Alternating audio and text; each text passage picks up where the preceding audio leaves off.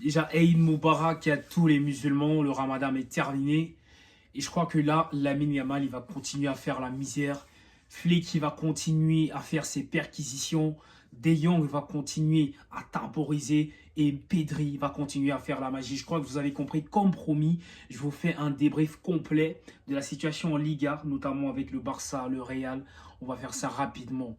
Bien, lançons les hostilités. Si tu n'étais pas encore abonné, abonne-toi, like, partage et assieds-toi confortablement avec ton popcorn, ton petit verre de jus et allons-y. Donc maintenant, on va parler de Hansi Flick, les gars. Parce que lui, je crois qu'on ne se rend pas compte de ce qu'il a ramené. En fait, ce qu'il a ramené au Barça, c'est ce qu'on appelle une révolution. On peut dire merci au président Laporta. Je crois que c'est le meilleur président du Barça. Parce que ce qu'il a ramené en nous amenant ce monsieur, ce policier, ce flic, parce que je ne sais pas ce qu'il leur dit, je ne sais pas quelle est la séance d'entraînement, je ne sais pas qui est le préparateur physique, mais en tout cas, ce qui est proposé, en termes de jeu, en termes d'intensité, en termes de circuit de passe et la mentalité allemande qui les a inculqués. Je pense que c'est ça qui fait toute la différence. Parce que on se souvient que là, dans cet effectif-là, il n'y a que Inigo Martinez qui n'était pas là. Et je vais en venir par rapport à son cas un peu plus tard dans la vidéo. Il n'y a que Inigo Martinez, je crois, et Koubarsi qui n'étaient pas là dans l'équipe de Xavi. Mais là, quand on voit ce Barça, on a envie de voir du football. Quand on les voit jouer, on a envie de regarder le football. Quand tu t'assois sur ta télé et tu mets la Liga, tu mets Barça, sache que tu vas te régaler. Sache que tu vas voir un match où il y a minimum 4 buts. Et oui, les statistiques parlent d'elles-mêmes. Les stats parlent d'elles-mêmes. Cette saison, le FC Barcelone, toute compétition confondue, c'est-à-dire Ligue des Champions, Supercoupe, Liga, on est à près de 165 buts. Près de 165 buts. Avec 4 fois, je crois 20 fois 4 buts. Donc la moyenne des buts du Barça par match, c'est 4 buts. Et tout ça, c'est qui? C'est Hansi Flick. C'est lui.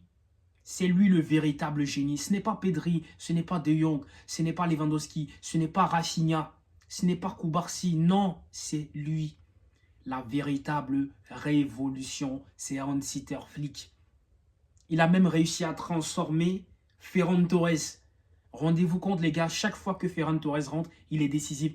Et pas que, parce que là, ce qu'il fait, Ferran Torres, il commence déjà à dépanner et il commence déjà à prétendre au poste de titulaire. Attention, parce que Lewandowski est vieux, on ne sait pas qui va jouer la saison prochaine. Je crois que là, Hansi Flick, c'est un visionnaire en fait. Il est déjà en train de préparer, ah oui j'ai vu, il est déjà en train de préparer la saison prochaine parce qu'on n'est pas sûr que Lewandowski va tenir longtemps. Il faut se le dire, il est vieux, il commence déjà à faiblir, il commence déjà à vieillir. Et qui va le remplacer?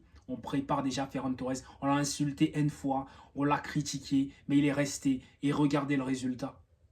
Regardez le résultat. Voilà, on a mis la lumière sur notre joueur, Baldé, le latéral.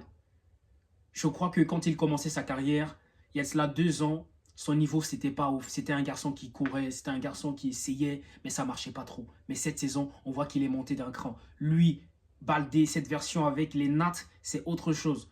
Ce latéral, je crois qu'il est sous-coté. Je crois même qu'il fait partie actuellement des meilleurs latéraux du monde. À son poste, il est indiscutable. Défensivement, offensivement, il est là. Je vois Baldé faire des remontées de terrain tout seul. Il élimine même les joueurs. On se croirait voir un ailier, un milieu de couloir. Pourtant, c'est un latéral. Mais ce n'est pas de lui que je voulais réellement parler. Je voulais réellement parler de Inigo Martinez. Les gars, Inigo Martinez, il est sous-coté. Il est extrêmement sous-coté. Venu de la Real Sociedad, ça fait depuis 2011 qu'il est dans le circuit de la Liga. Il a près de 859 duels aériens gagnés. C'est pas petit, les gars. Faut pas négliger ça.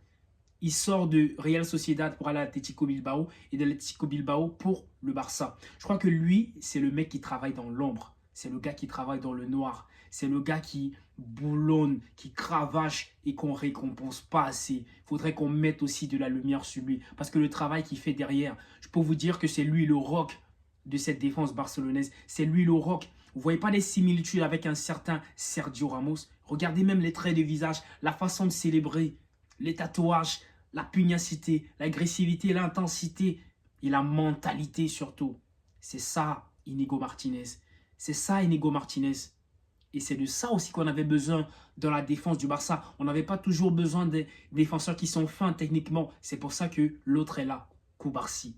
C'est pour ça peut-être que Auro n'a plus trop sa place de titulaire, sauf s'il commence à s'ajuster un tout petit peu avec cette histoire de hors-jeu où on joue très très haut. Je crois qu'il a un peu du mal avec ça. Il avait exprimé aussi ça dans une interview. Et c'est vraiment le point où il doit continuer de travailler. Sinon, dès que Koubarsi va revenir, et s'il revient avec le même niveau, parce que parfois les blessures, ça peut freiner, s'il revient avec le même niveau, je crois que Auro, il va rester sur le banc, je suis désolé. Parce que Inigo Martinez, vous pouvez me dire tout ce que vous voulez, c'est le défenseur qui tient la baraque. C'est le roc, c'est le rocher. Il n'est pas aussi fin techniquement, mais je crois que ça tient. Et il comprend bien la stratégie de leur jeu. Il comprend bien, lui et Koubarsi comprennent bien cette stratégie. Ça a été critiqué en début de saison, mais ça porte ses fruits. Parce que quand on presse haut, on a le temps avec les génies qu'on a devant et la profondeur avec Rafinha, qui n'a même pas joué. Avec Rafinha, qui n'a même pas joué aujourd'hui, imaginez-vous combien ça aurait été le score. Lorsqu'on est haut comme ça, plus vite on marque, plus vite on tue le mental des joueurs avec des joueurs qui sont fins techniquement, qui savent garder la balle, comme le double pivot Frenkie de Jong. Frenkie de Jong, quand il est rentré, c'était le maestro, le maître. Il a temporisé, il a stabilisé toutes les choses. Et c'est comme ça que le but de Ferran Torres est arrivé. C'est comme ça. Là, tu as le maestro et tu as le magicien. Ils font ça. Ils font ça. Pedri, il garde la balle, c'est impossible de lui prendre la balle. De Jong, il a la balle, il maîtrise tout. Pedri, il te fait sentir des émotions. De Jong, il te fait vivre la réalité. Il est là. C'est ça, le milieu de terrain du Barça aujourd'hui. Aujourd'hui, quand tu t'assois, tu vois un match du Barça, tu es content. Tu es content de ton club. Parce que en dehors du fait qu'il y ait du beau jeu, en dehors du fait qu'il y ait des émotions, en dehors du fait qu'il y a des belles actions, il y a aussi le résultat qui suit. Il y a aussi le résultat qui suit. Et c'est ça parfois que les autres clubs nous critiquaient. Vous pouvez bien jouer, vous pouvez beau jouer, mais tant que vous ne gagnez pas, on n'est pas assez, comment je vais dire ça, vous n'êtes pas assez reconnu à votre juste valeur. Vous n'êtes pas assez reconnu à votre juste valeur. Et c'est ça que je n'aime pas dans le football de maintenant. C'est vrai, Cristiano Ronaldo et Messi, ils ont mis le football dans un monde de statistiques parce que ce qu'ils réalisaient, c'était presque ahurissant, hallucinant ce qu'ils réalisaient en termes de stats. Presque ahurissant. Mais tu peux faire une vidéo, tu peux faire 2 vidéos, tu peux faire 3 vidéos, 4, 5, 6, 7, 8 vidéos sur Pedri. Tu auras toujours des choses à dire. Aujourd'hui, les gars, j'ai vu son match. Il n'a pas perdu une seule balle. Il n'a pas perdu une seule balle. Il a une telle facilité. En fait, son volume de jeu, les kilomètres qu'il parcourt, je suis sûr que si on regarde le nombre de kilomètres qu'il parcourt pendant les matchs, vous ne vous rendez pas compte, hein? Ça doit être énorme. C'est minimum 8 kilomètres ou 7 kilomètres qu'il court. En moyenne, si on regarde bien les stats cette saison, Pedri, c'est minimum 7,5 à 8 km de course par match. À ce niveau-là, je ne sais pas s'il va réussir à tenir pendant 10 ans, pendant 15 ans au très haut niveau, comme les Luka Modric, comme les Toni Kroos, etc., comme les Iniesta, Xavi Hernandez et autres. On va voir. On va voir. Et je crois que là, on est d'accord que Pedri, il joue dans une autre catégorie par rapport à Bellingham. Je crois que là, le débat, il est terminé. Il est clos. Il est finito. Il est clos, il est finito. J'embraye directement en disant qu'on ne doit pas lui donner le ballon d'or. Parce que je vois des TikTokers, des YouTubers, des créateurs de contenu qui disent de la merde, excusez-moi du terme, mais qui disent de la merde en disant que Pedri doit être au ballon d'or. Mais non, les gars. C'est vrai, c'est lui le maestro, c'est lui le maître. C'est lui le maître d'école. Il fait l'appel, il gère tout. C'est le routeur, c'est un répéteur Wi-Fi. Il distribue partout, il temporise, il sait tout faire.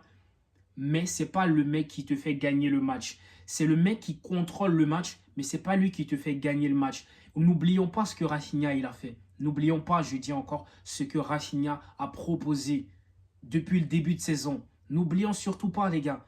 Ne vous égarez pas. Faites pas comme les Madrilènes. Parce que la saison que Rafinha est en train de proposer, c'est extraordinaire.